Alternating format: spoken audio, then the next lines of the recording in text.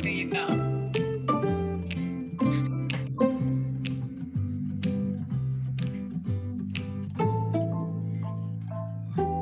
We have a fun and informative webinar for you today with hot off the press new tools for groups with 4 to 7-year-olds. So we're excited to be able to share that with you. I feel like we're getting ready to start a Zumba class. Okay. Warm up. This is the warm up. And we'll start in just a few minutes. We have 100 or so people registered, and this time we have room for up to 500, so people will not be kicked out or stuck out or. Select a song.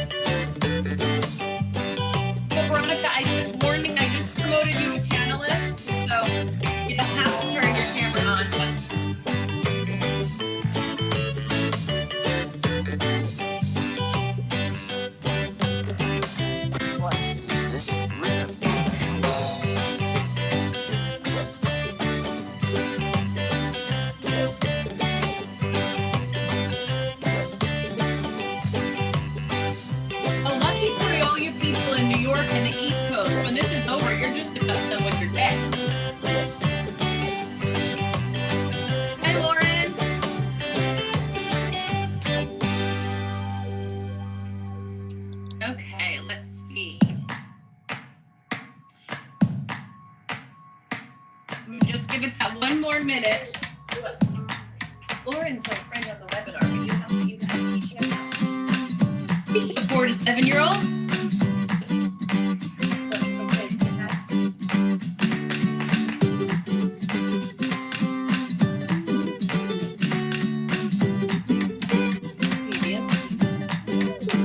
We're going to try to get out of here.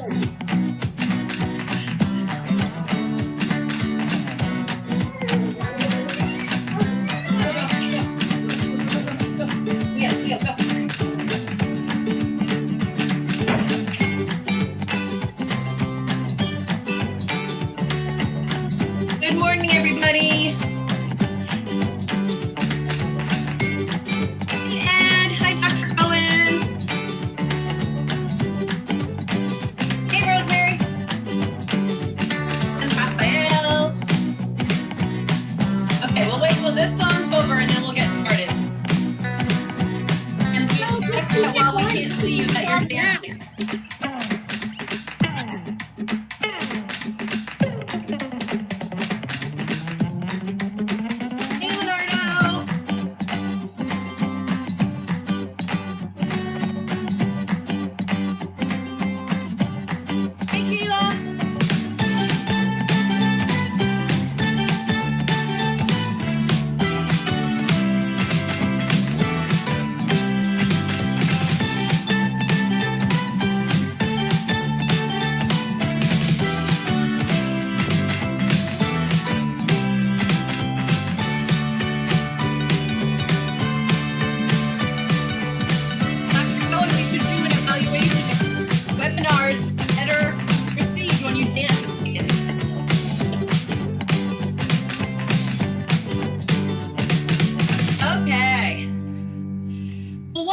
Perfect timing that our music would. Can you still see the slides, Maria? I sure can. Okay. Well, welcome everyone. We are thrilled to have you all with us again. If nothing else, although I think there have been many blessings and lessons in COVID, but it's given us an opportunity to connect with you all far more than we used to. Because we, the developers at Prevention Partnership International, along with our partners, some of whom are on the panel today, have been busy listening to the messages that have been coming to us from you saying, help, we want to be successful. And we have some folks with us today that you'll hear from throughout the day who have had success with engaging kids ages 4 to 7. That's what we're focused on today. And engaging families in connecting with my family at home. And if you joined us in our July, right, our July webinar, we talked a little bit about this, but certainly knew you wanted more. So let's get started. So here's what we're going to do today.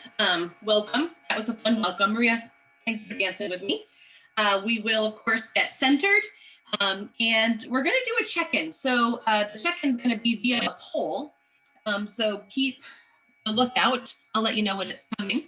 And you'll be able to answer us live to let us know, how's it going? Are you guys doing this yet? Is it going well? Are you not even started yet because you're waiting for more supportive tools, so we can have a sense of who's with us and what you're doing with CF right now in your organizations. I am then going to walk you through the second guide we've developed. So we gave you a guide in July that has some matrix for the general sort of 7 through adult curriculum. And this is similar, but it's really focused at 4 to 7. So that volume 5 of our curriculum. Again, there's going to be matrix. There's also there's new materials to support the connecting with my family at home. So I'm going to walk you through what that guide has in it, and then that will be sent to you immediately following the webinar. Maria is then going to join us to walk through an orientation to essential skills for caregivers. Any of you who have been trained in our 0 to 3 curriculum may be familiar with the fact that we had created this workbook that showed some essential skills that caregivers need, and caregivers being your staff, facilitators, the people who are perhaps with the infants in your program. And we are really seeing this as essential for not only us as facilitators, but now that parents are joining us as co-facilitators, particularly around that family night that we're asking them to do. It's how are we helping to grow these skills in them. So that's what Maria will walk you through, some of those highlights. And then we have Kayla and Veronica with us from 2 of our well-established Celebrating Families organizations. And we're going to do a little Q&A panel with them around what's been working and how they've been engaging kids and families. Maria will ask you to kind of chime into that as well, because you've run several rounds now of online CF. And then we'll open it up to questions for all of you. Immediately following, as soon as you click leave, a quick survey is going to pop up. Please fill that out for us because we want to continue to be responsive to your needs. You know the Zoom rules and CF, so our group agreements. Please keep your microphone muted unless you're talking. You can use the raise hand button if you'd like to share. We can't see you.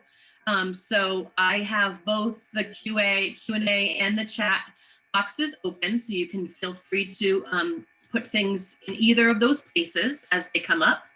And if we can answer them in the moment, we will. Otherwise, I'll hold on to them for the Q&A at the end. So let's start with some centering. So I imagine most of you are sitting. And if you are, scooch yourself to the edge of your chair, putting your feet flat on the floor. And try to lengthen your spine, imagining that there is a string coming out of your head, sort of pulling your spine straight. And then lower your shoulders. When your spine is straight, oxygen can flow better. And then I'd like you, with your eyes open or closed, whatever is comfortable, take a deep breath in through your nose. And as you do, raise your hands up over your head. You're gonna hold it and then release. And as you release, you'll bring your arms down, placing your hands over your heart. Let's do 2 more breaths like that, keeping that spine straight, arms up. Breathe in, and release. Big old breath out. Hand over your heart because you're taking care of yourself right now. And one more deep breath. In. And release. Hand on your heart. Okay, thank you. Welcome. Okay, so our check-in, we want to know how it's going. So I'm going to launch a poll, and you should see a poll pop up in front of you. So if you could answer those questions. Have you been providing CF online? What groups have you offered? How would you say they're going? And let us know.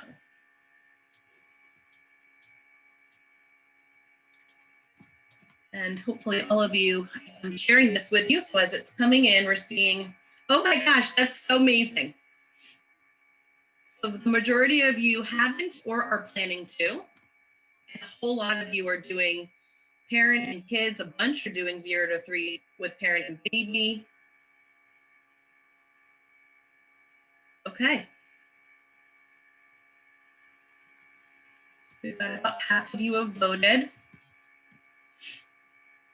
So I'll give you another minute.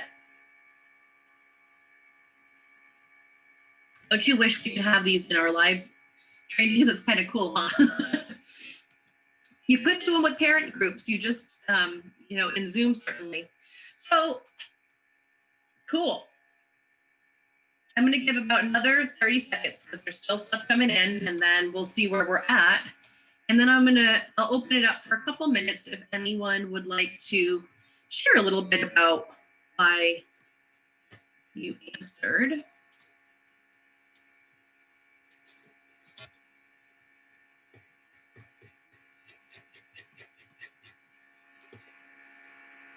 Okay. So I'm going to end the polling now. Looks like most of you are done. And let's see where we are. Okay. So 60%. So most of you have started groups online. And then a bunch of you are not yet, but planning to. So hopefully today is part of getting you what you need to do that. And then we have one group who's waiting to do groups in person, which, all of the above are fine. And yet if you need support, because you want to do something different beforehand, certainly reach out to us and we'll get you in touch with whoever can help you. Really amazing that most of you have been doing parent and kids groups. So I imagine we'll have lots to talk about today and that you have ideas too. So it was important for us to ask because we didn't know. We didn't know if the majority of people were just doing parents. There's a lot of you that are doing parents only. Again, that's the model we put out. We're just so glad this is still getting to people. A couple of you are doing 0 to 3, really awesome. We may be in touch with you because we do have a group piloting here as well. And then nine organizations are doing all of it, the whole kit and caboodle. So that's amazing. Most of you are kind of in the middle of the road, that things are going okay. 41% though are saying that it's going really well. And we have a few of you are saying this is not very well. And again, all of the above are what we can expect when we're doing things virtually for lots of different reasons, right? Engagement, distractions in the home, technology or connection issues, and we can certainly get to that. So wondering if anyone, you certainly can raise your hand or just unmute yourself, would be willing to share with us your name, your organization, and why you answered. How's it going?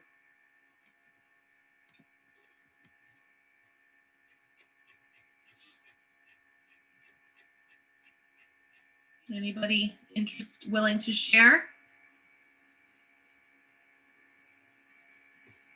I'm scrolling. I see no hands up. Oh, I do. Sonia, you're going first, and then Raphael. Sonia, you can go ahead and unmute, or you are. Yeah, Sonia. Hi, sorry, I can't figure out how to mute and unmute myself. So You're good. we are doing a parents group, and we have a 8 to 10-year-old group, and we have a pre-adolescent group. They're small groups. This is our first one virtual.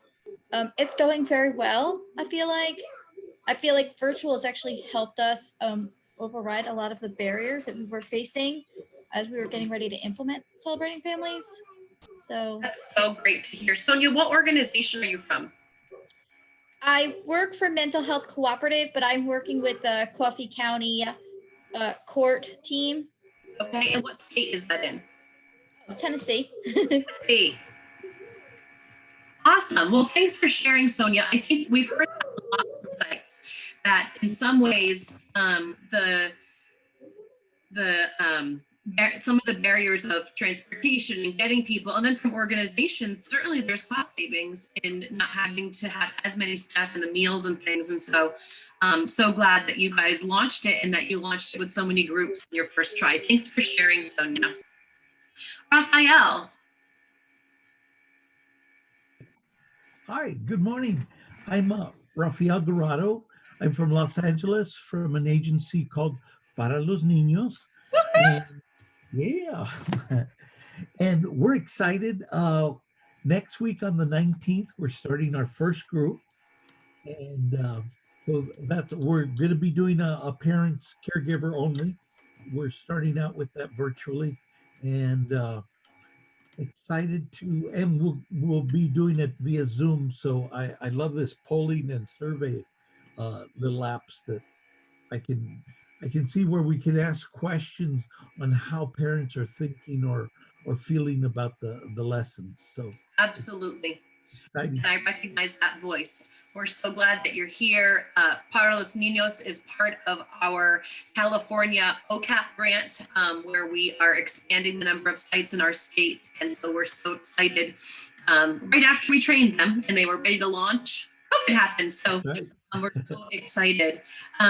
So thanks for sharing. And yes, all of those tricks, polls, surveys, and breakout rooms really help with engagement.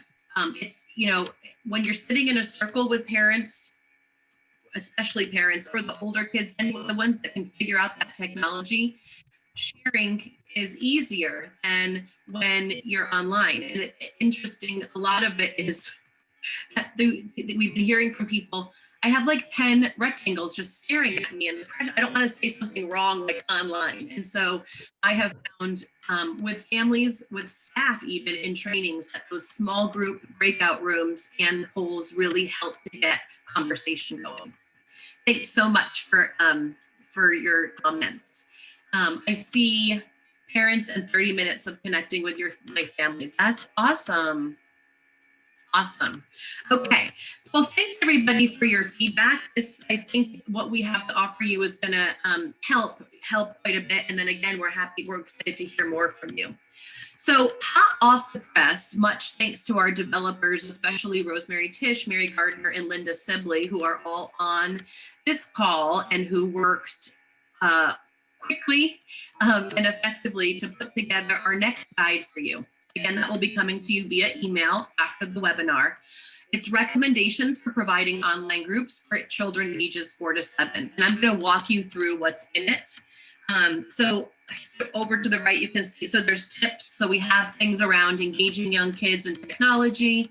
We have things around child abuse and neglect and how to assess that, tips for assessing that when you're online. That came up in our last webinar. We then will walk you through, I'm going to walk you through the recommended session agendas. So similar to what we did in our last guide we sent you, we have pulled out from the curriculum what we are recommending for sessions, because we're recommending 30 minutes for this age group rather than 90 minutes. And so rather than you having to go into the curriculum and figure out what to do and how to set that up, we've done that work for you and made some recommendations. And then I'll show you the recommended activities. We also, some of you, and it's exciting that some of you are actually doing Connecting with My Family virtually. What we kind of rolled out at our last webinar, based on what sites we're doing, is that becomes the homework for the parents and the family in between groups, since we have a limited time with them. And so we have a brand new parent handout for each week that gives parents, again, as our co-facilitators at home, gives them a guide for what to do each week during the week on family nights. So that's what we're excited to share with you. And then again, we'll talk about the essential skills. That booklet again is in the comes with 0 to 3 and is available, but we've actually pulled out of it what's relevant and made it relevant for the 4 to 7-year-old population and put it into this guide for you. Just a reminder, we don't have the guide in Spanish. We just finished the English version of those parent handouts. So we know that there will be a need for it in Spanish. So not yet, but hold tight, because we know that that is a need. Thanks, Angie, for that question. Literally finished yesterday as far as being ready, because we ended up putting some stuff for each week, and you'll see that. A reminder, right, that Celebrating Families is a family program. And so no matter what we're doing, even if we're just meeting with parents, we're still wanting to find a way to impact, treat, and support every member of the family. What we recommend, if you are the children's group leader, is that similar to how parents would meet you on week 1 and then see you at dinner every week, that you attend session 1 of the parent group so that they can meet you and know who their child will be logging on with each week if you're doing the children's groups. You'll also see that what we're recommending, again, those parents they've always been the key. And we know that they're the key, but now even more so, we're depending on them to implement things in the home in a bigger way. Than we did when we had everybody for 3 hours a week. And so we also are recommending that when you have your children's groups, that the parents join at the beginning and then they join at the end, just for 5 minutes of each, to kind of really scaffold their kids through that session, and to keep the parents engaged as their children's teacher in that process, and they know what's being taught that week. Again, if we were in person, we'd be having dinner and Connecting with My Family, where the parents sort of book into the evening. And so we're looking to making the recommendation that be part of the children's groups. This is not changed from as far as timing from our last webinar and guide we sent you, which is that we're recommending a 30-minute online session for 4 to 7-year-olds. If any of you are doing longer, that's awesome. We think this is about what they can handle. And as group leaders, it takes a heck of a lot of energy to engage them. You'll see animated Maria later, but we were talking about that. You're really having to be animated. I mean, you kind of have to be like a PBS kids show, right? Keeping them engaged. So as you can see, there's the pre-session gathering where there's a check-in with parents. You know, as people are coming on, you're saying hello for everyone to join group. And then the parents stay for the opening, which you'll do your centering, your group agreements, a short intro to the theme and what you're going to talk about today. And then, just like we do in person, some sort of transition ritual when the parents leave wherever they're going, right? So they may just be going into the living room and the child's in the kitchen, or they may, wherever they may be going. They're not going to be going far, but that there be some kind of transition. So whether it's affirmations, or that's a quick song or a high five, or just as we do in person, that you create something that the kids get used to. Okay, my mom or dad or caregiver stays with me for the first few minutes, and then it's me and my group online. You then move in with the children for 15 minutes doing an activity. And here is session 1, so or session 2. So you'll notice this, that it's a connecting to the healthy living circle. And then we still have our focus question end session activities. So well, you're going to be doing your healthy living circle. That's something you'll bring every week. You'll connect the topic to that, have your focus question, and then there's a brief activity for each week. Glad to see, yeah, keeping their attention can be a challenge for sure. And then it's the closing. So parents come back if they're able, and they return for the closing, again with the closing affirmation, or you could do the unity prayer or saying, or, you know, again, however you want to close. But just like with celebrating families, we know one of the trauma-informed approaches that's part of our evidence base is having the same sort of the same agenda every time, and repetition. And so having those transitions be the same every week, whenever they are, is important and impactful. So that's the agenda recommendation. So for connecting with my family, if you're not doing that with everyone online, or even if you are, it could be certainly be a combination. We're recommending connecting with my family night. That they choose a night during the week that they really dedicate to celebrating families' homework. And so family dinner at least one time a week. Again, they would normally be having family dinner with us together in group. And we're going to teach parents how to do a quick centering before the meal. And then we have suggested conversation starters to help parents have a good family conversation during dinner. Our role here, and Maria and I will both be talking about this later, is that we are equipping parents with the skills and the confidence to be able to facilitate this during the week. So it's not just, here's your handout of what to do this week, but how are we building their skills and confidence to do it, especially if it's something that's not comfortable for them. We then ask that during the week they find 30 minutes to do a connecting with my family night agenda, where they do a gathering and centering, one or two simple activities, and we'll show you what those, we have suggestions for each week. And then, some affirmations and maybe a snack. Again, families can decide what's right for them. The idea being that they have a somewhat structured time during the week where they all know that they're focused on their celebrating families activities. I see the question about custody of others, and we'll get to that. I'll hold that.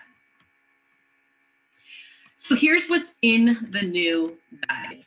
For each week, so one of the things that's shifting for all of you, I know, is that you're having to figure out how to get some resources to families, right? We have handouts, right? We're multimodal in our learning with celebrating families. And so we are helping you by listing each week what they might need for their family activity, because if you're able to help provide that for them, certainly it may help. Every week they get the Dear Caregiver page and parent handout, which I'll show you what that looks like with the at-home activities. But you'll see that, for instance, on session 3, we're recommending that they get the Kissing Handbook. There's also a recommended activity that week for a tea party. So maybe some plates, napkins, and cups, if that's something they may not have at home, but they'll need that.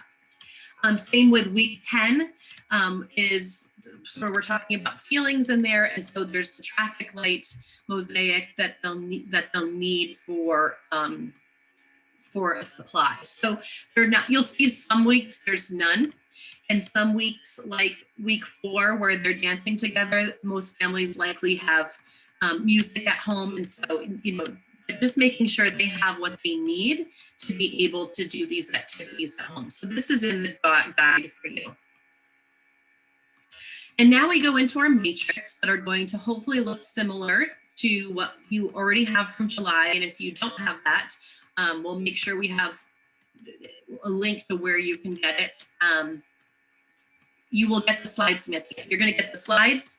You're going to get a link to this webinar because it's being recorded. So if people on your team aren't with you or you want to watch it again, you're going to get the guide.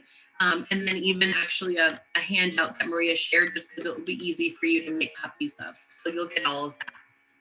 So here's a sample of the matrix of suggested activities. Here's section 1. So the session focus is establishing trust in the group. Again, this all corresponds to volume 5 in the full curriculum. What we've added, you'll notice, is essential parenting skills for this session. Again, that's what Maria is going to be talking about. But what we're going to be intentional about, it's always been woven into the curriculum, but we're going to be more intentional about looking at when we want the kids to really be able to take home and implement either their homework or the themes of that week. What skill is it that a caregiver needs to be able to support the kids in their implementation and learning? For this week, it's the skill of centering and of giving affirmations and of reading to children. And so we'll talk about that. And I see that some people will be in custody. Yep, we'll talk about that at the end for sure. Then you have your opening for week 1. So always your agenda and group rules. Welcome. And then this is at the beginning when the parents are there. So you'll see here for week 1, we give the suggestion of asking both, who do you live with?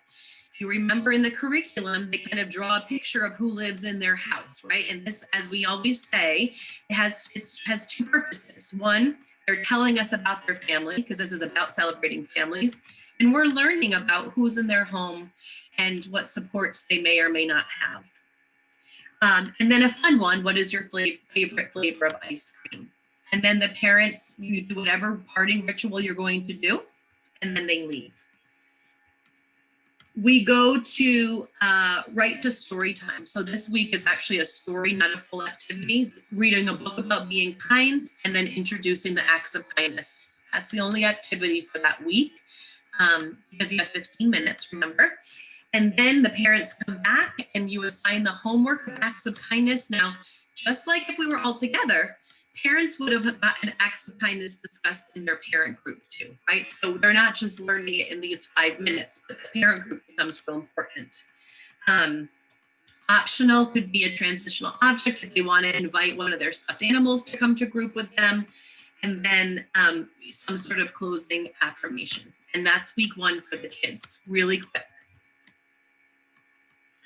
This is the additional piece to the guide that was inspired and informed by our essential skills for parenting, which is during the parent and caregiver group for that week, when they have children 4 to 7 years old in group, although it could be really helpful for any age, that these are the essential parenting skills that we would like for you to focus on with them. And then I'll get to the handout in the next slide. But talking about the importance of centering with children. So they're doing their centering in group. How is centering feeling for them? That peaceful feeling that they get, wanting their children to have that same peaceful feeling. And so having them be able to kind of relate to it so that they buy into the fact, right, that their kids are loving it too, and their kids are getting it in group. And so as a family, how can you make use of centering? And then affirmations, that practicing of affirming. We know in running groups and just working with families that have been impacted with a lot of struggle and perhaps multi-generational, that sometimes affirmations, it's like they're just not even comfortable. It just doesn't come naturally to hear them or to give them. And we want to make sure that parents can do both. So having that conversation and practicing in the parent group is what we're asking of group leaders here. The Dear Caregiver pages, hopefully you're all familiar with. They're in our curriculum. And here's the parent handout. So this is the sort of new, hot off the press, good job, Linda Sibley. This is for the parents to get each week. And right now it's only in English. But this is what you send to the parent, however you're sending things via mail or email or however they're getting things for drop off. I'm sure there's many ways this is happening.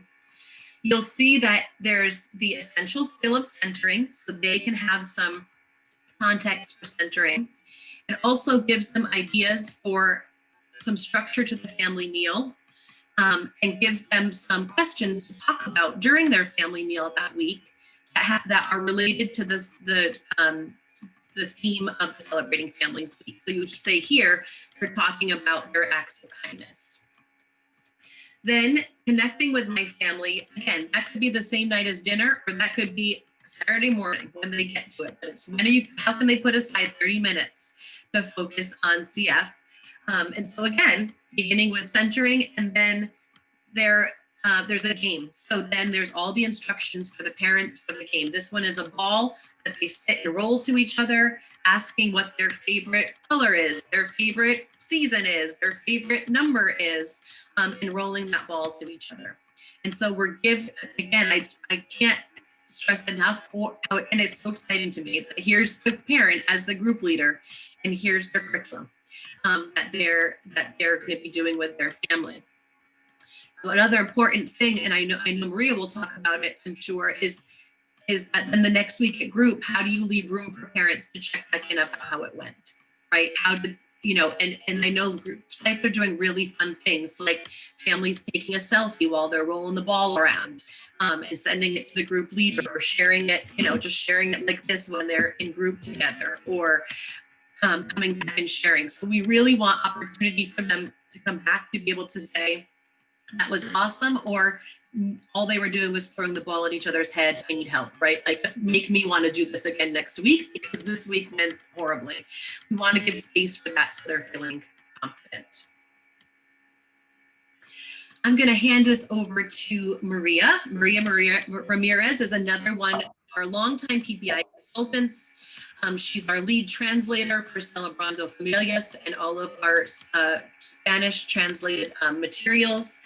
And she has been a group leader for well over a decade at Uplift Family Services as part of their addiction prevention services in San Jose, California. Thank you for being with us, Maria. Of course, I'm excited to be here with everybody. As you were talking, I was thinking, oh my gosh, I got trained by you at the YWCA over 10 years ago. That was, look where we're at now. Okay, so you could see here that we're learning, the evidence is showing, and I love that Dr. Cohen joined us today, that supporting the families and teaching them these skills, this is what's demonstrating that this is having robust effects on the children, that they're impacted by it despite some of those early childhood ACEs. So that's really exciting news. It's telling us it's working. So we want to keep them coming back, right? So look at that. I have my little slide. So I love the image here. If you went to your first training, we have the image of the penguins kind of guiding, demonstrating the guide on the side. And now we're doing it virtually. So you see us off to the side, but coaching the parents how they're now going to do it. So the good thing is that it's working, that we're doing this. It's still the same idea, only now we're really, and we valued this for a long time. We have valued that we know the parents are the experts of their own families. And so we want to embrace that idea and really encourage them to move that forward. And something that you said, Melissa, earlier, it made me think of, we want them to feel empowered, to feel what it's like to go through an activity and embrace it, and then let me take that home and try it. Let me try that, with my children and see how that works. So we're continuing to be guides on the side for them. So here we go. So with that in mind, one of the things, as Melissa was saying, is this essential skills booklet. I can say that there's some really good stuff in here because I did the translation. So when you look in there, and you all are going to receive the booklet, there's going to be a variety of topics that are covered. So as Melissa goes through them, we'll look at, well, what exactly all is in this booklet. So, oh, okay. I thought we were going to have the little ring. No? Okay. All right. So there's different topics that are covered. There we go. We have baby cues. So how our babies give us those signs, the baby sign, I'm all done, all of those things. So again, remembering that this was designed originally for 0 to 3, centering and stress reduction, continuity and repetition for our kids, following their leads, which we'll talk about today, providing some simple choices for them, making sure that we're teaching parents a parting and a returning affirmation, which is really important. Reading to children and how we do it, so it's very intentional. Sports casting, which essentially it's narrating. It's I'm telling you what you're doing as you're doing it, and then taking turns and waiting for some of those invitations our kids give us. All really important topics, but something that is incredibly important is the self-care. And so as we talk about self-care, it's our parents' ability to be able to recognize what is happening for them and what they're bringing. So it says it's important to determine the most effective ways to meet your own needs. And so if we're talking about our parents, how do I recognize and acknowledge what my needs are? Am I managing those effectively? And then who can I turn to for support? And then who can I ask to hold me accountable in order to follow through on the things that I've been saying that I'm going to do, or the changes that I'm looking forward to making? So what we're going to do is kind of look at this, and I'm going to do this. I'm a huge storyteller. If you know me, I do everything to a lot through storytelling. But a parent shared with me. I checked in with her during communication, and I could tell she was getting emotional as we were having conversation in group about what the communication activities that we were doing.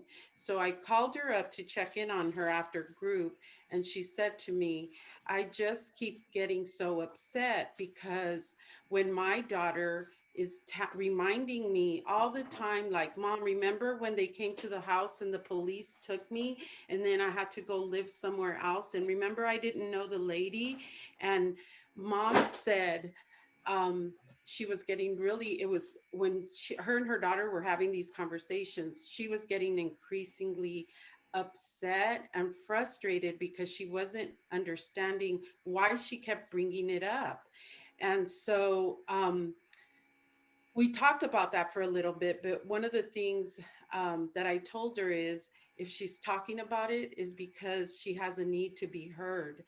Um, so Mom's response to her initially was, yeah, but remember, we also had a lot of really good times. There's a lot of good things that were happening in our house. And so Mom wanted to remind her of all the times they played together and all the things. But unless we're able to do some of that emotional first aid, if you will, we can't have her continue to move on without acknowledging and saying, wow, you must have been really scared when that happened.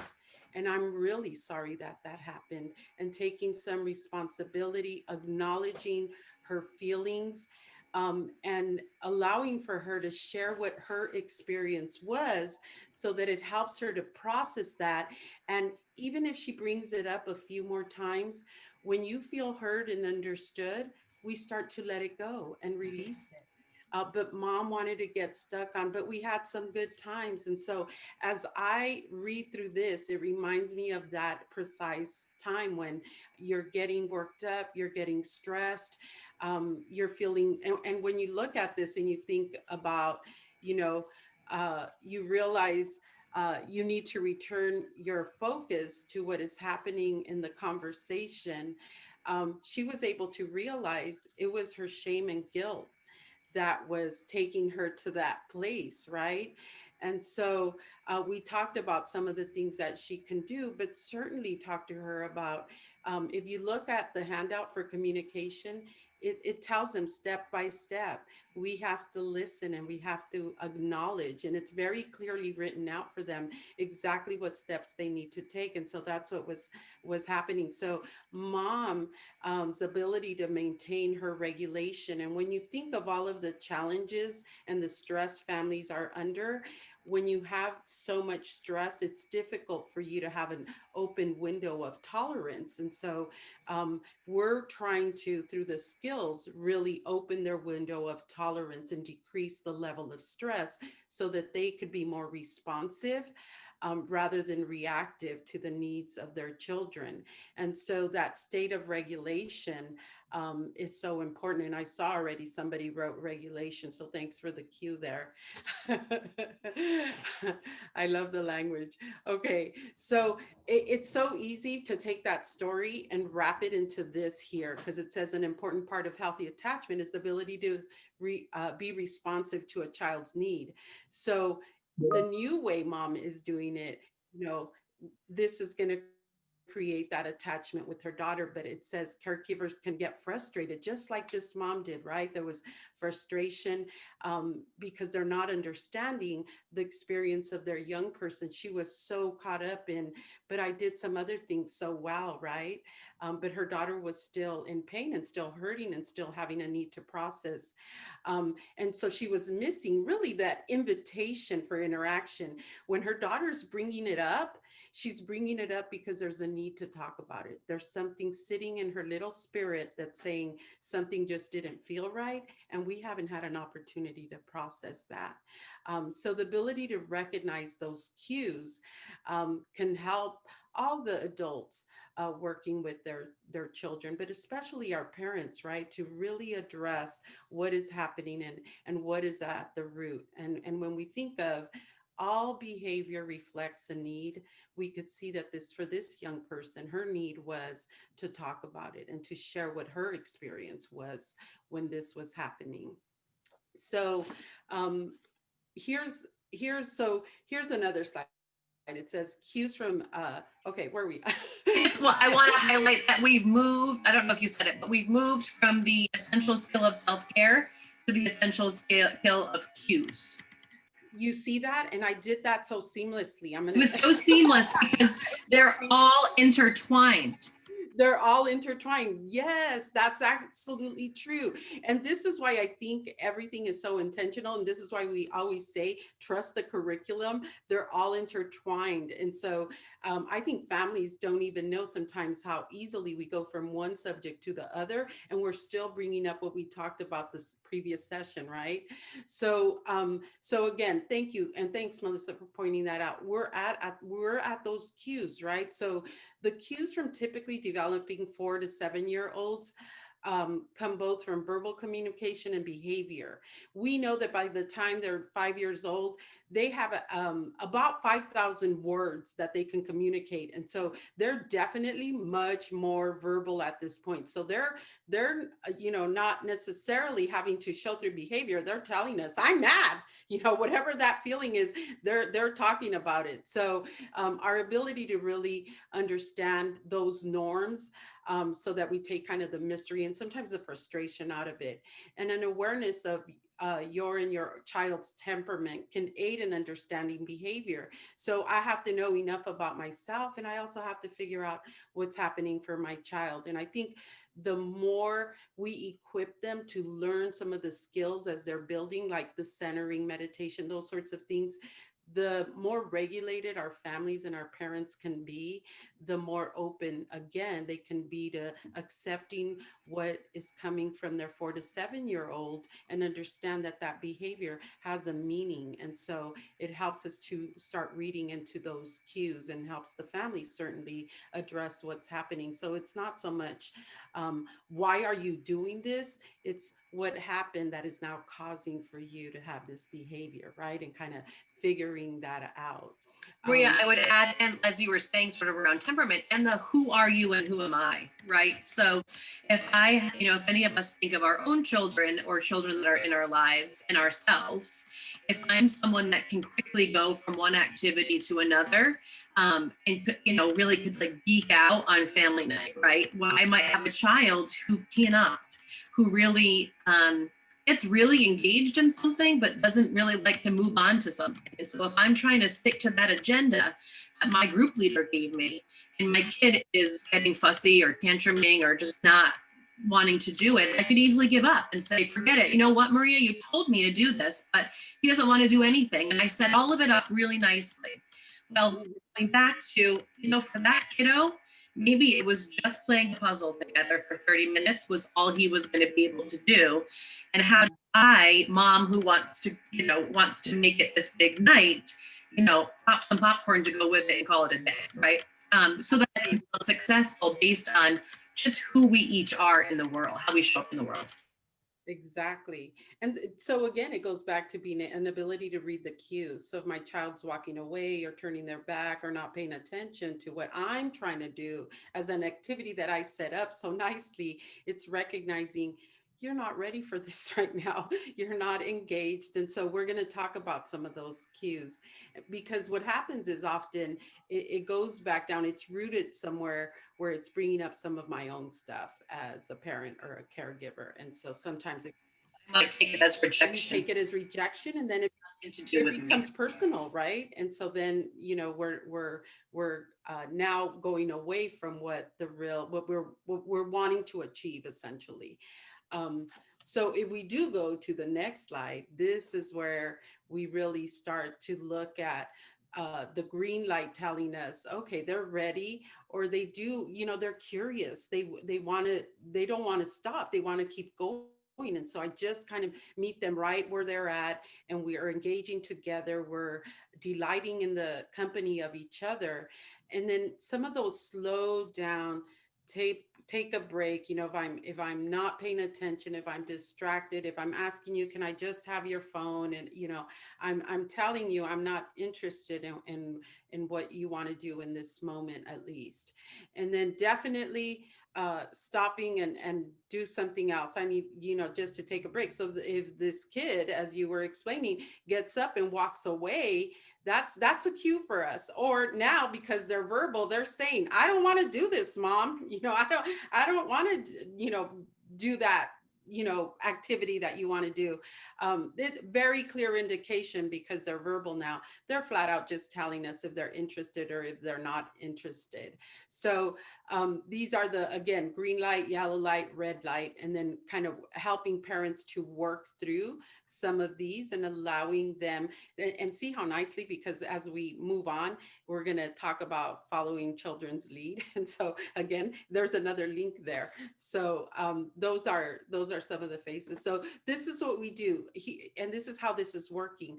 We have already talked to parents about the cues and how to read some of the cues. And so what we're doing now is we're checking in with them, and we're saying, what are some of those cues that your child is giving you that's telling you they're ready for some of that engagement? They're excited, they're curious, they want to know, what are we going to do together? How are we going to spend our time together?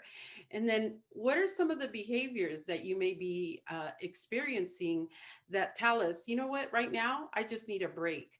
Because it could be as simple as, I need a snack, I'm really thirsty, I'm hot, I'm cold. It could be a lot of these other things. So sometimes they'll just, the cue is yellow light, I need a break. I'm interested, but not so much right now because I'm hungry, or whatever that need is in that moment. And then, opening up the conversation. What does an invitation for engagement look like for your children who are 4 to 7 years old?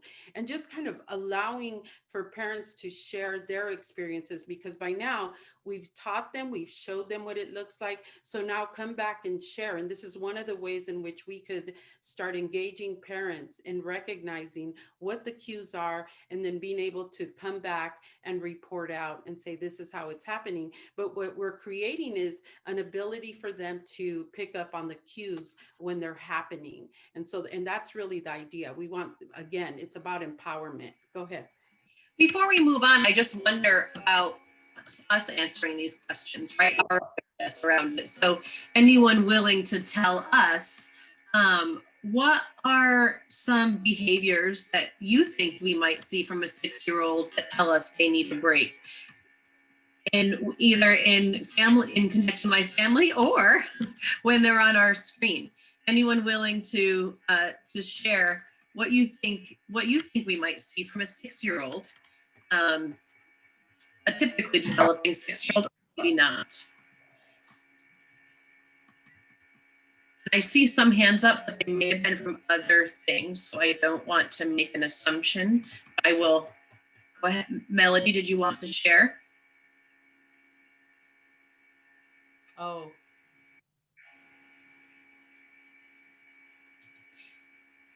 Andre, did you want to share? okay.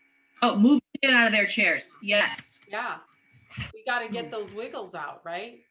Gotta get those wiggles out, right? And so, or they'll bring something up that's totally, can we talk about Pokemon? There are so many amazing YouTubes right now, actually, of teachers like trying to keep this age group in particular videos of just of parodies that are so funny, right?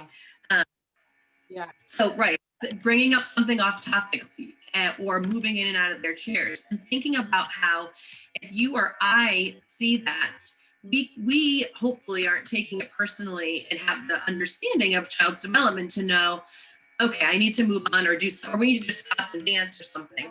Whereas a parent may really think that they're withdrawing. They're not interested in what they're doing. They don't want, they do it with the group leader, but they won't do it with me, right? That's where we need to be really careful, and we want to be really intentional.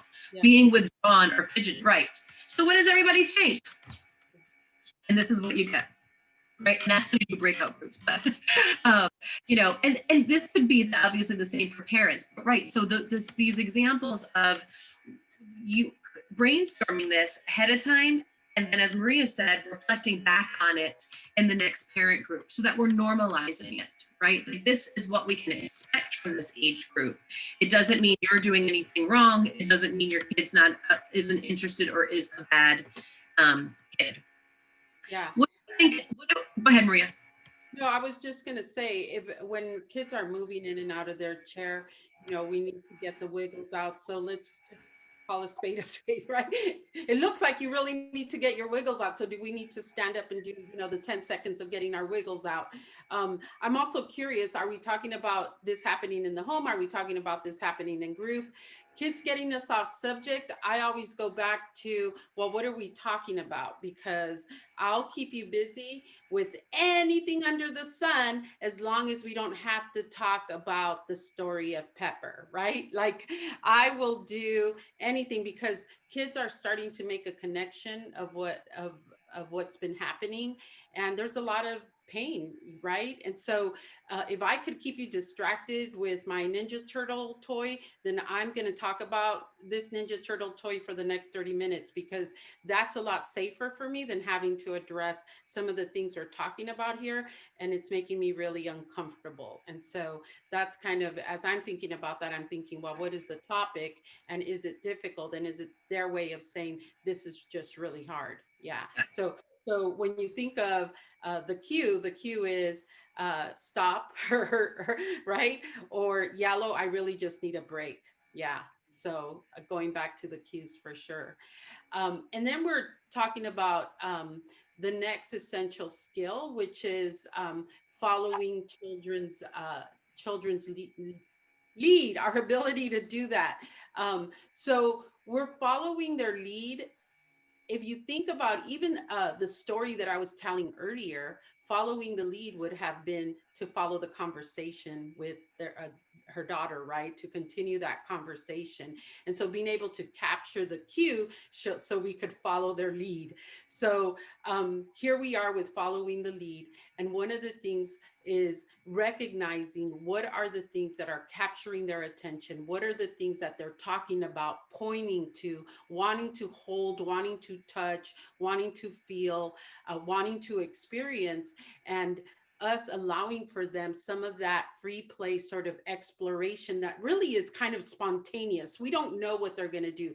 This is not structured time. This is what is happening in their world and what are the things they are turning to, right? It's like when our kids are little, we buy them all these toys, but they want to play with the Tupperware in our cupboards, right? And so then we create a cupboard that we just allow for them. They can get in there and it's safe, right? So that's us following their lead. And so that's the idea behind this skill about following the lead. And so one of the things that uh, we're doing is teaching our parents to sort of be that guide in a way for their own children, that they're kind of guiding them through that play, and they're talking about what they're doing. And so there's some steps that are easy for us to kind of follow along. And it's easy for the parents to follow this, because if you look behind me, I have them behind me too, because I'm just a poster making kind of person. But the idea is we watch what they do. What are they doing? Oh, he's going for the ball. He chose, and there was 3 balls, but he chose the red one. There was 3 of those, but you chose to play with the red ball. So then I say that, right? Oh, there were 3 balls, but you chose the red ball. And then we just sit back and wait to see what they do. Because how many of us might be tempted to go, throw it at me, come on, let's play. Okay, just throw it. We want to jump in because we want to create play the way we want to. But this is really allowing for them to create play on their own. And then we're providing encouragement to them, because every time we make a comment about you chose that red ball, that ball is such a beautiful color, whatever it is that we're saying, what that's doing for them, it's encouraging them to be even more spontaneous, to look for other things that they could play with. Well, what else is in the room? What else can I touch? And they're also recognizing somebody's paying attention to me. Boy, they're really interested in what I'm doing. And so it builds their self-esteem. It also helps, we know, with attachment as well. And so we're creating this play with our children. And so again, remembering and reminding the parents that wait 10 seconds, because I think we're so interested in play ourselves sometimes as parents that we want to play the way we have made up in our mind, but kids are learning through their own play. So we just have to trust them in their play, allow them to be spontaneous so they could continue exploring their world, right? And that's what we want them to do, because it's creating growth for them. So I've added, and are you making that available, Melissa, that little handout? Okay, wonderful. So there's a little handout that goes along with this idea. They do, you say, and then you wait. So that'll be available for you guys as well. So let's go ahead and move on to the next slide here. What do we have? What do we have? Wonderful. So you see here, it's talking about how we've already talked about the following children's lead as part of the essential parenting skill. And so they're going to get this, you're going to get this, you're going to have this. So you would have already had these discussion with the parents. And really the idea of let's transfer the skill. And my idea is always, the best way that I can as a group leader myself, let me have you experience it first, so you have an understanding of what I'm going to be asking you to do with your children. So again, it's a transfer of skill so that they could successfully execute delivering it at home. And then they have the ability to tailor it, because we trust them as experts, how they're going to deliver that to their children. But now they have a very clear understanding, because I did this activity myself. This week we did with parents, communication, we did the drawing, and I had them experience it online. And I said, guess what? I made you a worksheet that you can take home. It has all the instructions. You get to do this. And so for some of the parents that do online visits, they were going to do it with some of the teenagers, and some of the other parents, they were going to try and do it at home with their kids. And so see how we're taking it, and what that's going to do, it's going to create an opportunity for them to talk about some of the communication at home, because I've already prompted them with some questions. And so now we're doing, again, this idea of connecting with my family at home, and really taking the skill, taking it home, tailoring it to their children at home, and how they're going to deliver it there, so that the skill is still being used and transferred, really. All right. So yes, Maria, awesome. So this is session 2. Again, going back to that matrix we're going to give you in the guide. This is in week 2, your coaching as the group facilitator. how to prepare the parents, as Maria talked about, just to keep us grounded in what we're showing you and what you're going to find. It's going to be, this mirrors the back. Yeah. And just really quick, because I always have stuff. You have time, girl. Melissa, what you were saying earlier about the teacher, there is this teacher that I saw, and so many people were commenting on her site, and I got so excited because she made me excited about doing this.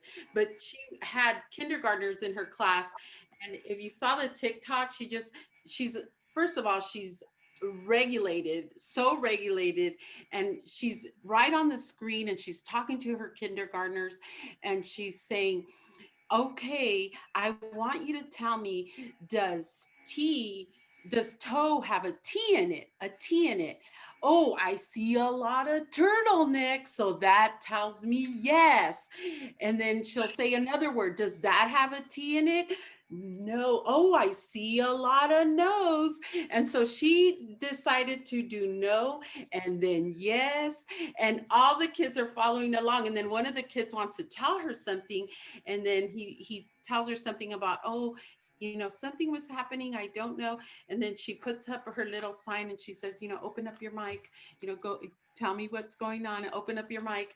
And so she shows them the little cards. So by the way, Melissa, I made a template. So if you guys want to print out the little cards, you guys can have a template. We'll make sure that all of you get it as well. But you show them the card. And even for us, sometimes, where do I go? Somebody asked earlier, I don't know where to mute. Okay, it looks like this right on the bottom left-hand corner of your screen. And then we just move on, right? But she's so awesome. Yeah. Thank you. So anyways, I just wanted to share that because I just thought it was so neat. If you can TikTok her, look her up on YouTube now. Well, I like it. Not only is it silly, although when you showed me last night, I didn't know what you were doing, but yeah, it gets the wiggles out, right? It keeps them engaged. Like, that's really silly. And you're getting them to answer kind of in a fun way. And I love, did your son draw those microphones? Because they're really beautiful. Or did you do it? He actually created a really nice template for it, but because Lovely. I'm not at the office and I couldn't print it, I just did my own. You're both impressive, because I don't think I could make it look like what the kids would recognize on their computer screen. But these are all, really good tips, especially with young kids, because again, for most of our parents that are used to this now, we can say push a button, although I know sometimes that also looks like a train wreck, the technology piece. With these little kids, it's amazing that these kindergartners and first graders are having to really learn how to navigate a computer screen in a different way than just turning on a game and playing things or something, right? Yeah. Well, thank you, Maria. And I know you're staying with us as we move on. I now also want to welcome Kayla from Bridges. They're an organization in Sacramento, California. And I know we have John with us as well. And they've been running Celebrating Families for some time and have been doing them, kind of jumped right into doing them online. And so Kayla's here to give us some tips and tricks and ideas around their successes. And then we also have Veronica Hernandez. Veronica, I think you're here too. If you could turn on your camera. Veronica is a parenting coordinator at Champions Recovery in Hanford, California. Again, another organization that's run Celebrating Families for quite some time. Thank you, ladies, for being with us.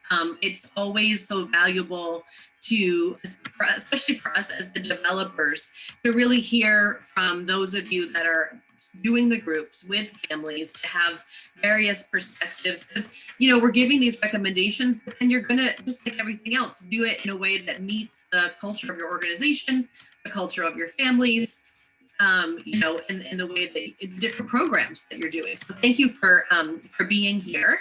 I sent you some questions earlier in the week, and so I'm going to ask those, and then we'll open it up to the larger question and answer. So I would welcome our participants either in the chat or on the Q&A panel that if questions are coming up, to send those to us so that I can kind of MC that for you. So the first question, and really for all three of you, Maria, because you're doing this as well, is what age groups have you been offering online, and how have you structured the group time schedule? Like, When do parents meet? When do kids meet? Like, how do you do all this? Let's start with you, Kayla. Hi, everybody. So we are still offering all of our age groups minus the baby and toddler group. So we do a 5 to 7 children's group, which I teach. We do an 8 to 12, and then we do a 13 to 17, and then we do our parent group. So all of the adolescent children and preteens are all running from 12:30 to 1ish. We do go over sometimes, and our adult group is running from 10:30 to 12. So we allow that half hour in between time just in case devices are being shared or a crossover needs to happen. So, and it also helps John, who helps us facilitators, make sure we've got everything together. So gives him a little bit of time to assist us as well. So you're doing Saturdays, right, Kayla? Yes, we do it on Saturdays. And so I'm just anticipating some questions because I would have them. So when if the three children and youth groups are all happening at the same time, you're finding that the families that you're enrolling have enough devices in their home that they can all be online at the same time. Are most of them on phones, or how does the technology piece work? So most of our schools in Sacramento County here have been given the Chromebooks to their children. So most of them have devices. If not, they are utilizing parent devices.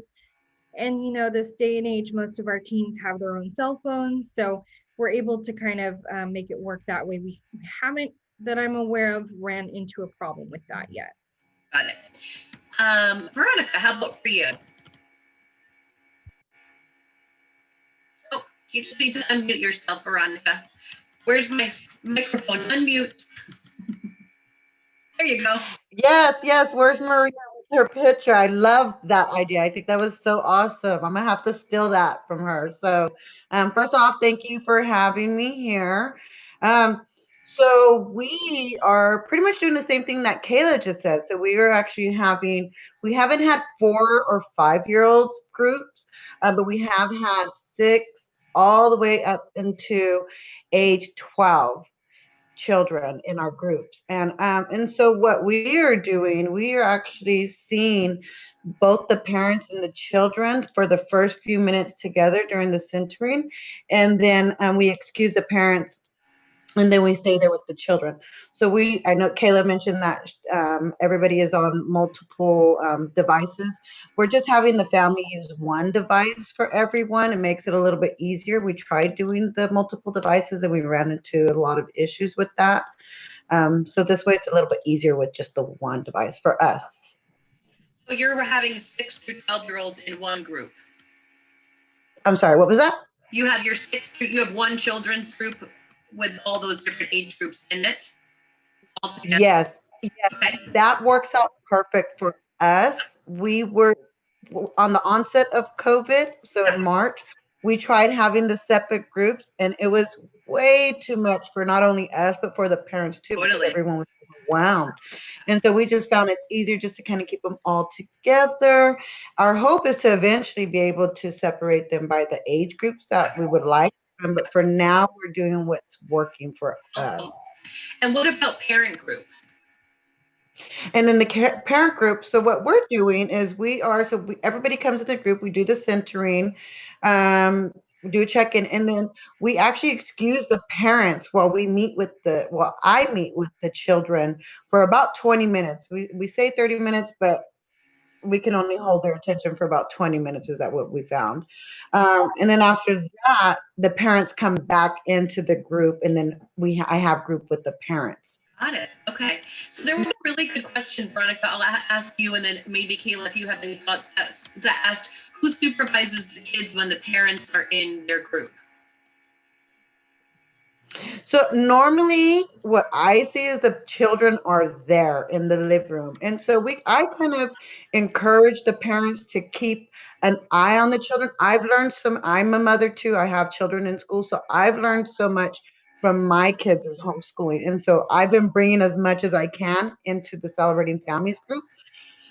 Children that I see, they're normally at the at the TV, watching TV while the parents are sitting at the table, or they're even sitting on the couch. So you can kind of see the whole family still. Yeah.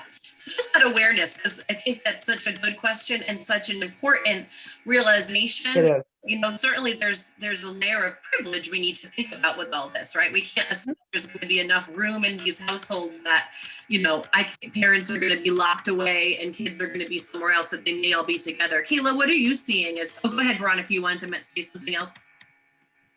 Oh, no, I was done. Thank you. Thanks. Kayla, how about for you? What are you noticing as far as when you're having parent group, where the kids are? Well, I am generally in the kids group and not the parents group. So I just text John and asked him, and he said that it's generally up to kind of the parents. The older kids are usually kind of sent to their rooms. The younger kids are probably around the house a little bit. Yeah. But they're still around. Right. And I imagine it depends just on the age of the kids for the person that asked that question, right? So if they're a 3-year-old and a 5-year-old, chances are they're climbing all over their parents, even if they're asked to go in the other room because they're curious. If there's a 10 or 11-year-old, then maybe they can go in their room and read or watch a show. Maria, I can see that you might have something to add. Yeah. I do have parents who have the kids in the room, but when we talk during our agreements, we talk about as much as you can, because the reality is, like, you know, I'm a parent. I have my daughter's toasting something right now. You know, we're having to shuffle all these things around. So I tell them, eliminate as many of the distractions as you can. So prepare for group by having activities or things your kids can do while you're in the group. And so, and we know there's things that are going to happen, right? Last night I had a kid who was bringing the bowl to mom like this and on the screen because he wanted to eat, you know. So it's like preparing them, like, you know, have a snack on the table that they can reach, something that you're okay with them eating, have a toy or a puzzle, something that they're doing, so that you stay in class. And then the other thing for that I'm doing with the parents is, if they have younger kids in the home, I try to figure out how old they are, and then I do some activity at the tail end of class, so they stay on 15 minutes longer, or I include it as part of the time. And then the other parents are welcome to stay because we're coaching still, right? And so they can stay, and then we do that activity together on the screen, so they can bring them forward, and we practice like centering and just different things that we bring forward from the group that we all get to do together. So that's the way I've been kind of managing that, but it's kind of spotty. It's not structured yet. Yeah. I think that we need, you know, I've been doing these trainings on trauma and just kind of working in these times. And one of the terms that came across was the idea that we all have unpaid coworkers in our workspaces now. They may have 2 legs, they may have 4 legs, they may be of varying ages, that we're all together. And so that's a reality for our families as well. There was a question around so I'm seeing a lot of people saying, yep, that's happening for us, especially with little kids. If you might have to change a diaper, there could be an explosion during group, and that has to be okay. Maria, I love your kind of saying that it's part of the group agreements, right? Just like anything else that would happen in group, you talk about that at the beginning. Also becomes the importance of your intake coordination, right? Saying, so how do you think this is going to go? Who's in the house? When you're going to do group, how likely do you think it is that your kids will have a quiet activity, you know, and just making people feel welcome and comfortable, but also that becomes part of that intake process. Because we, you know, for our program, the purpose of the intake is not just so you know who's coming and how many people, but that we're really trying to set them up for success and have them know sort of what they're signing up for before they come. So I really love that. There was a question around, and so, Kayla, you're doing the kids group. So I'm going to put this one to Maria, and then around when you're getting to some of those sessions where there's adult related topics, how are you, I'm just imagine you have to limit some of that if the kids are around, but we're breaking some of the don't ask, don't tell, but how are you handling that? Yeah. So that's a really good question, because one of the things that we've talked about, again, going back to those agreements, there's going to be topics that may get a little tough. And also, we can't control what people are going to say. So are you on a speaker? You want to be aware if you have kids around, because I can't stop another parent on the screen from cursing, right? That might come out. So one of the things that I've told them is, if you have headphones, that's what you want to have. And also, we will supply them with headphones if they need them. So we want them to be prepared for this stuff. But think of this question and the other question that we were answering earlier, we're still coaching, right? So what do you do? What are some things that you think you might be able to come up with that your kids really enjoy, that kind of they're able to do for a while, right? We're still guides on the side. Exactly. And I think just like in live group, it's trusting yourself and your co-facilitators and trusting that group process, right? Knowing that there may be a lot of unknowns, but that, we know in live group, we get nervous about lots of things. What's going to happen? This is the year we have to tell them they can't have smoke breaks, and they end up just being fine with it, and group goes on. So hopefully that answered that question. I think, Tim, I see that you're wondering, what about people that can't have a device? I think that's something that comes to the site, right? So, are the kids, I love that we're able to leverage Chromebooks that some of the school districts are giving out. That was great, Kayla, to hear, because they can, maybe we're leveraging that during the school year anyway. And if they don't, is there a way, again, that's a question at intake, would they qualify for a free cell phone program that we could at least get them a cell phone to be on? I know, the Obama phones, as we call them, or that kind of thing. So is there a way as an agency that you're able to support that? And if not, are they really then able to participate online or not? I think is part of the conversation. Keila, there's a question around how many parents and kids are in your groups. I guess the question would be, is it any different than when you have them live as far as the number of people that you're taking in? My understanding, our parent group has still running a good amount of parents in there. So we run in between 20 to 25, I do believe, and I could be a little off on that. So John, if you want to comment on that, please feel free to do so. You're right. Oh, woohoo! I'm right. Hey, for our children's group, it has declined a little bit. Normally we run about 15, give or take a few. And so online, I am finding that has been decreased a little bit. And we're kind of trying to look into the reasons why that may be. I know that one of our qualifications is that in person, that they do have the level of visitation through Child Protective Services of observed visits. And so those children are still not in the home. So I think it may be a little bit correlated to that, the decrease that we've seen. Yeah. There were a couple of questions about that we'll get to after we answer the questions. What about kids in custody who are in foster care? And so I imagine that, whereas this has always been a question that comes up live or online. And I think it totally depends, from my experience, on what's happening in the county system within which you're working. And if you're in a system where the dependency court is supporting celebrating families and making it part of the child case plan that they attend in person or virtually, then it's supporting the foster family with doing that. If you're in a state or in a county or system that's not doing that, then it may be a little more difficult to have that happen. So I'm seeing nods. I imagine that that's similar. So every cycle is still 16 weeks.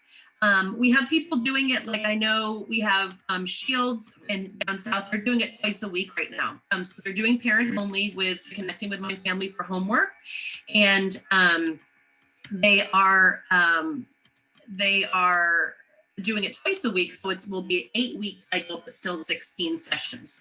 But the sessions are the same. The number of sessions are the same, but they're shorter. So you certainly could get creative with how you're offering them.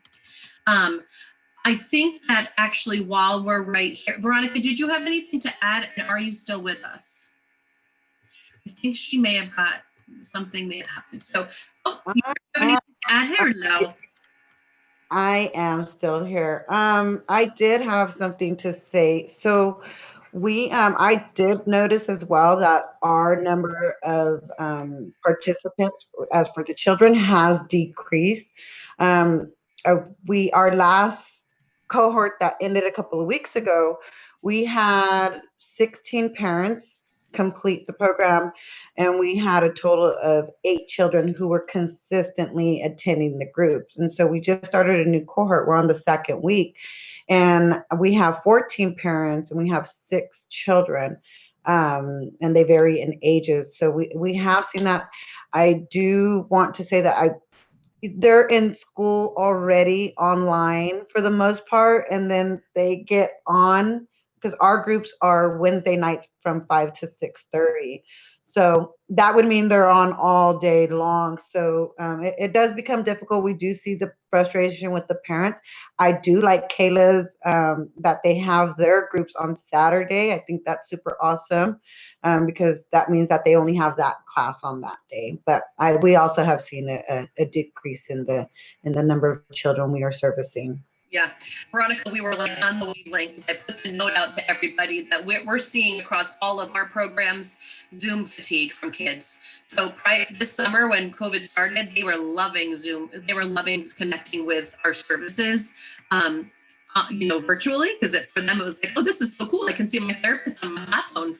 And now with school, I think it's that Zoom fatigue. I mean, don't we all feel it too? And so, yeah, when they've been on that computer all day long, it may just be difficult.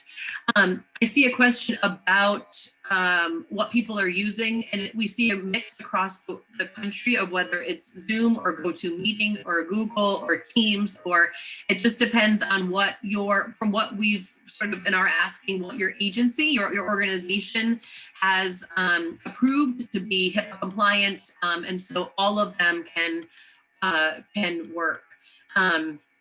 And yes, we're seeing kids already on yes.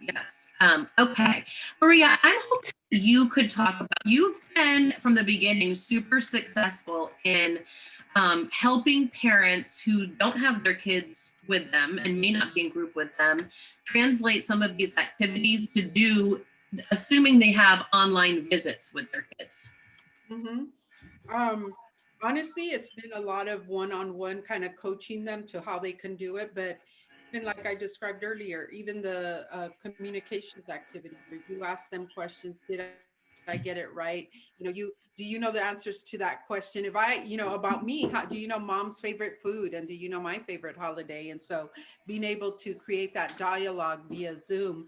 I also have ask parents, use a puppet with your younger kids, because that was one of the concerns that came up for some of the families.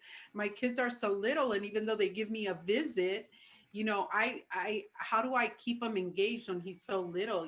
They let me see him, but so, I tell them, if you can have access to a little puppet, even a stuffed animal, that you could bring out and show it to them and read them a book. And the other thing is there are some sites that are offering free online books.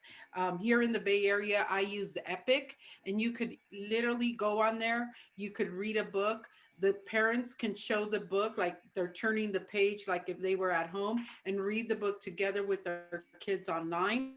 And so you could even, if you wanted to, assign your parents the books you want them to read, and you could check in and see if they're reading the books, just like, because you're the teacher, and so you're able to see the activity of your students, except your students are the parents who are reading the books to their kids. And so they can do that as well. So there's just different things that you can do to make sure you create that engagement for them. But you'll have to look in your local area, because I think for us, Epic here in the Bay Area, I don't know that it covers other states. So you may want to just look around. We'll add that resource. So I think, so essentially what Maria is saying to those of you that were asking, so children may or may not be in attendance if they're in foster care, just like with live groups, depends on the situation. So that is certainly something to discuss during intake, especially with the birth parent, to say, this is what the group's going to be. This is the kind of thing we're going to cover. You're totally welcome to come without your child. what's your comfort level? Because we, especially people in early recovery, we don't want to make group a trigger because they're seeing other people with their kids. We find most of the time people want to come anyway. And so what Maria's, when we've been over the months when we've been talking about her different successes, it's been, so we're preparing them for family night.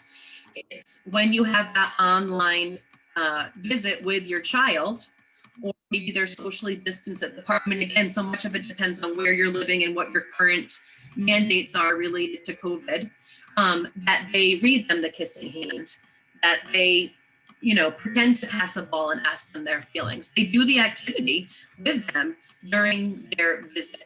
And, you know, in many ways, as someone who used to run a supervised visit program, you're going to knock the socks off of the visit supervisor by having planned activities to come and to have more success engaging their own children, perhaps. And can I just say one more thing too? When you have, if they're in a foster home and you have an agency that trains their foster parents well, the foster parents are trained to support what's in the best interest of that child. So they would then bring them to the screen. They would allow for them to participate in those classes. This is not about the relationships between people. This is about what is in the best interest for this child. And so we've had foster parents drop off kids for groups. So we would have them sign in and log on for their group. So when they're at an agency that supports that, the foster parents are on board with providing that. Yeah. And remember that, again, just with live groups, if you have a child who's in foster care that's attending or not attending, you can always give the Dear Caregiver page to the foster parent or to the social worker to give to the foster parent so that they can continue the theme. Because, for instance, the family meal conversations, well, that may, someone asked about family meals. Well, it's going to be difficult to have a family meal if you only have online visits. Not to say you couldn't have a meal with your child, but you'd need a lot of people to be coordinating that with you. But you can still ask the questions. And we also want the family, the foster home in which the child's living. We want to equip them with these things too. And that's why we developed the Dear Caregiver pages. It was really twofold. It was one, so parents, there wasn't such a mystery of what was going on in the kids group for parents. And two, for caregivers who were not coming to group, but who were caring full-time or, you know, for the children, that they got not only the themes that we were presenting and teaching to children, but ideas of activities and conversations to have throughout the week to support it. So those things, those two things, a parent could be using. I'm going to move. That was question one. Let's go on to question two, because I think Maria gave us ideas. But how have you? I'm going to start with Veronica. How have you successfully engaged kids in the group activities and like sharing in the dialogue online?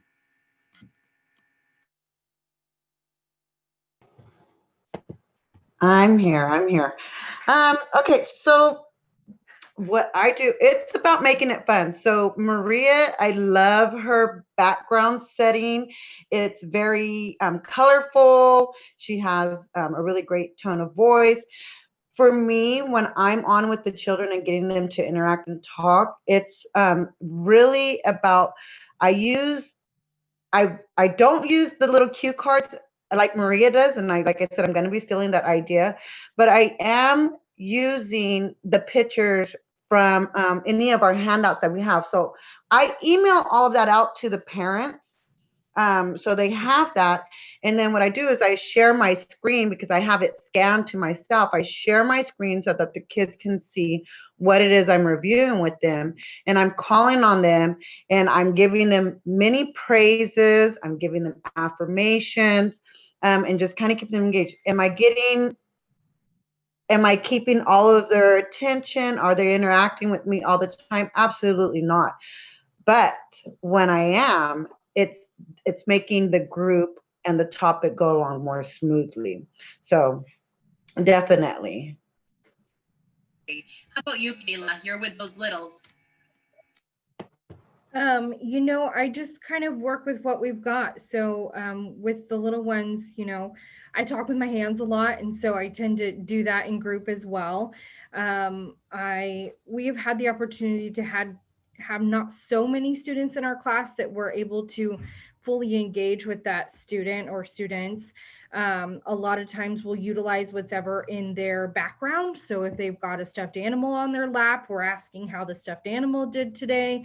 Can the stuffed animal answer the question for us? And just kind of utilizing as many engagement tools as we can with them.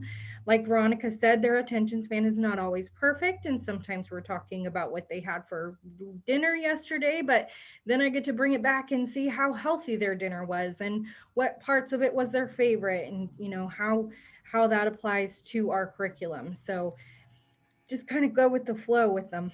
Super fun and helpful to share with parents, right? So, because again, those Dear Caregiver pages and the parent guide can be used whether they're in home or they're a great tool if they're doing an online visit.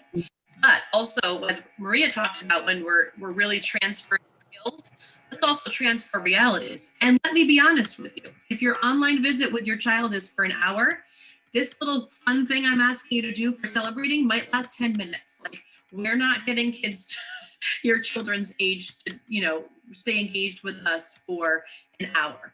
So that, again, we're just giving those reality checks so that they don't feel like failures, but they're feeling successful. Veronica, did you want to add something?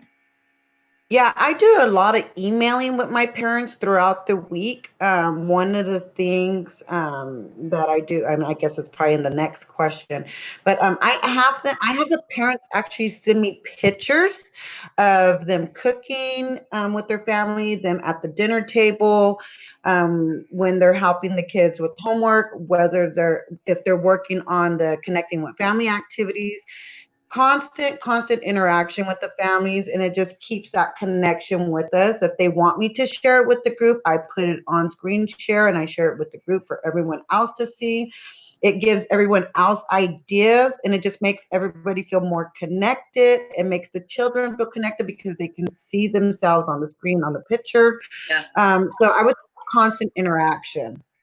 That's awesome. I know Maria was having a lot of that happen too, where they were, without even in the beginning, without her even asking, they were like sending her pictures, they were taking videos of themselves doing the activity or making dinner. So I think, it's one of these things, these gifts technology has given us, that, before it was just the verbal, but most, and, again, there's a layer of privilege. So we're assuming access to technology. I think we're finding, sounds like you are too, that most families have at least a cell phone or something that they're able to do these things on. I think about the night where the family dance is an activity. I mean, they could do a TikTok dance, right? I mean, they're doing this it's happening in the homes across America anyway. Might as well see it as family time. So Veronica, you're right. The last question that I had prepared is, what have you done to empower parents, as we're talking about this, to effectively lead connecting with my family activities at home during the week? So, in addition to all the things Maria said, what's working to get parents to feel successful and do those activities throughout the week? Well, like I mentioned, it's just the constant affirmations. I mean, we are already teaching that in the group. And so what better way than to be able to provide those affirmations to the parents? We are emailing probably at least 4 or 5 times a week, myself and these parents exchanging this. So I'm constantly giving them great feedback. Way to go. I love that picture. How was your dinner? How was your conversation about this? So it's not, we have group 1 week, 1 day a week, and then my job is over. Absolutely not. It's every day throughout the week. I tell them, you can email me if you have any questions, if you need a refresh or something. Email me your act of kindness. Let's talk about it. And so I build up their self-esteem so they feel a whole lot much better. And then, of course, I share with them, like, I'm a parent as well. So I too struggle with having my children in school all day, and then, coming into groups. So we are working together. We are doing this as a team. I have, like I said, we are on week 2, and I'm already having parents emailing me pictures constantly of them with their families. And I'm like, hey, way to go. I love it. I love it. And these are people who were shy, and they were like, oh, well, my kids are in foster care. I don't know how I'm going to do it. Okay, well, when you go when whether it's you cooking and them on a picture near you, just anything that's going to show that you are practicing the skills that I'm trying to teach you at this Yeah. point in time. Oh, I love that. Having your child's picture while you're cooking dinner in the kitchen. I love that. And I love the connection again, leveraging technology. I mean, if you're using some kind of Google Classroom or WhatsApp, you could have a text group with the participants. You know, there's a lot of ways again, we can be staying connected. Mhm. And Veronica, your role as parenting coordinators, we can tell you do your job well of those check-ins throughout the week. Keila, how for you? And I know you're running the kids group as a team. How are you really empowering those parents to do those family activities throughout the week? So we kind of do it a little twofold. So our parenting facilitators are really, really awesome at engagement and supporting the parents and asking them what their milestones were for the week. And, they open it up for questions of support and, how can they assist in those trials and tribulations that they've encountered over the week. So the facilitators are phenomenal at supporting the parents and just getting them excited for celebrating families, even though we're over Zoom, and just engaging them the best that they can. We have a resource specialist who is designed to support those parents as well in any resources that they need. So any needs that come up through the groups, and she's continuously checking in with them. And then also in the children's groups, the parents are generally there at some point or another. And so I will check in with them. And, last week we had a mom pop in and say, oh my gosh, my child loved that story that you just read. She really engaged in it. And, so then I just got to share with her how that applies and what she can do to support that and continuously go forward with it. And so, we kind of do it as a team. Yeah, what I love about, not only do I see my blue light is starting to, not only do I love that we're hearing different things, different creative ideas, but we're hearing, I think, more engagement with parents doing it in real time than we did before, right? Like we always ask them to go home and practice, but now it feels more intentional. And I just think that's a really cool, unexpected silver lining from COVID is them, and sending us the pictures and all. I mean, maybe some of you guys were doing that before COVID, but I certainly know it wasn't widespread. I love Antoinette's idea I sent out to you. If we're not together, maybe we could draw a picture of our favorite meal. So I'm going to draw the main dish. What's your favorite vegetable? You could do that with your child, which is a really cool idea. Maria, did you want to add something? I just wanted to add, because as I was hearing Veronica talk about this, I was thinking to myself, this is exactly how we transfer the skill. Parents send the picture, we give them an affirmation about thank you. Oh my gosh, you guys look like you're having a great time. That's a wonderful picture. Thanks for eating dinner together. We're encouraging them. They get to feel it. Now they get to give an affirmation to their children. So the skills are embedded in everything that we do. And so we're showing, we're teaching, and then we're transferring skills. So I love it. That's so great. Any tip and then I'm going to open it up to general questions. I think that we've been doing a good job keeping up with the chat. Please add things, or I'll welcome people to raise their hands. Keila, any other tips or just comments that you'd want to make that just haven't come up in the questions yet? I would say one of my biggest epiphanies, so to say, is that, when we first started this, it was kind of like, I feel like I'm just not being able to engage as well. I'm just not being able to, really get through. And so what I just wanted to remind myself and, anybody who's just starting this is our job as facilitators is to plant seeds. We're here to plant a seed for our parents to continuously grow for our children. So if there's one thing that those children latch on in group, then we've done our job, right? If there's one thing that they remember in our groups, then we've done what we were here to do. So that was something that I had to continuously remind myself in the very beginning, because I just wasn't feeling, 100% fully engaged. And so I just, we're there to do that. And if the end of the thing, they remember how to be kind, then I did something, you know? That's right. Yeah. Thanks. Yeah. It's kind of like when we talk about the developmental assets and the protective factors, right? And we say to families, what are you already doing? And what could you do? And we know, especially with families, parents in recovery, because of they want to do it right and we want to get rid of the shame. They're like, oh, we're going to do all of them. We're going to do all of them the next 2 weeks, right? Well, probably not. Same with us as group leaders. Yes, we have all 16 weeks. That's why each week in the matrix, there's one activity. We're not expecting to get to all of it. And if you've run the group before, I know like all of us have certain activities or moments in live group that we hold so special to our hearts, and they just might look different in this virtual setting, but to remain open to those aha moments, those things that come to us that we just didn't expect, because we're hearing about them and you're all experiencing them all over the place in group. Veronica, how about for you? Anything, and then you, Maria, anything you'd want to add?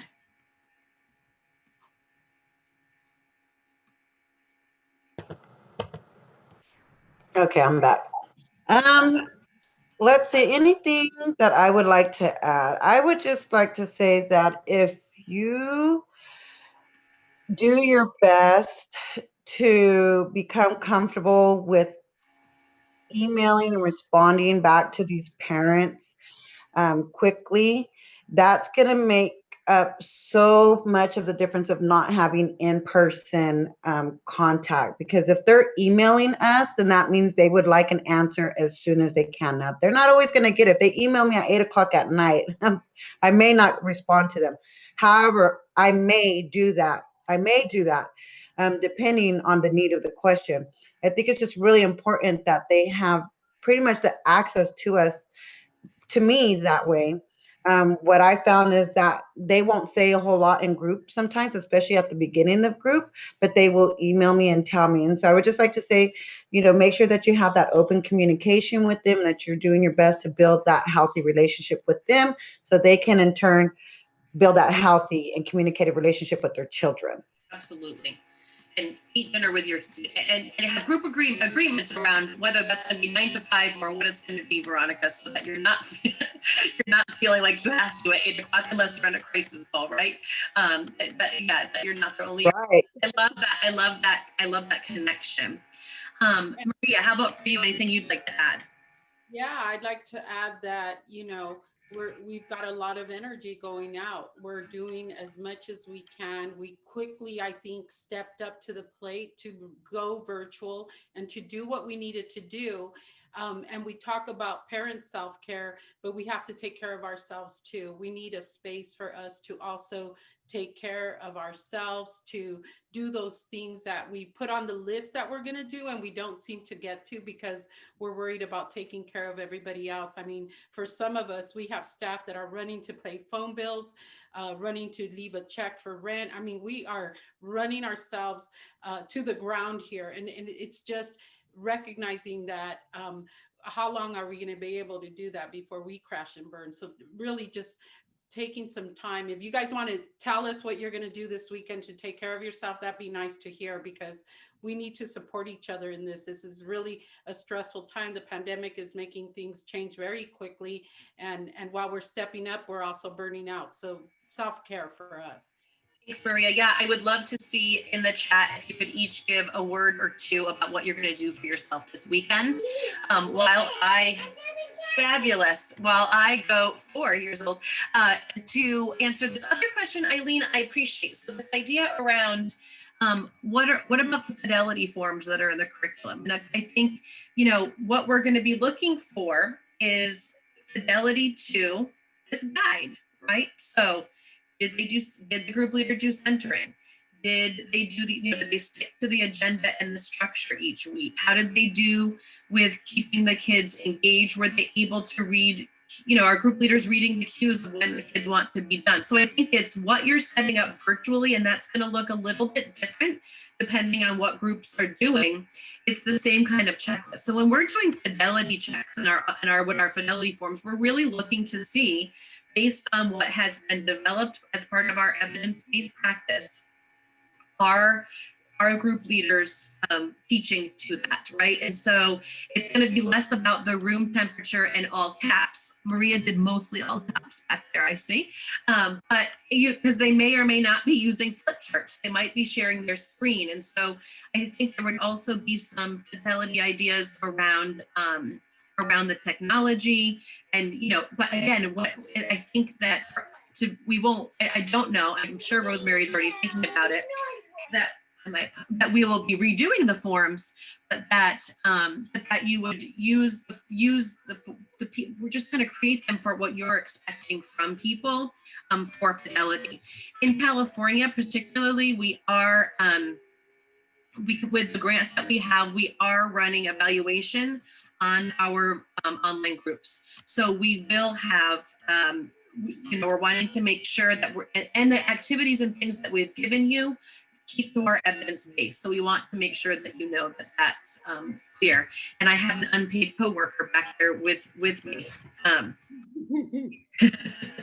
Yeah, well, you know, that's interesting because this is exactly what happens for our parents as well, right? This is exactly what happens. I told you guys my daughter's toasting. She dropped the milk spilled, the coffee, her phone fell on the milk, and it could have been a crisis. But I just looked over and said, clean your phone, pick up the milk, right? We have this is the reality of our lives, and parents are. Mommy's gonna go do a national webinar for a couple hours. If you could just stay out. The guest room doorknob, the room that I'm in, the doorknob doesn't have a lock on it. So just reality. I'm glad we're making you all laugh. And I loved that Myra, she shared with us that as soon as we used the word TikTok, her daughter ran in and was like, "Oh, Mom, what are you talking about there?" Right? Great. Yes, the free online book site, Latrell, will add that. We'll add the link to that in the email that I send you that has everything. It's pretty cool. Maria was showing it to me the other day. Okay, any other questions before? Yes, or you can Google, yeah, for sure. But we'll send you the link. Any other questions before we close?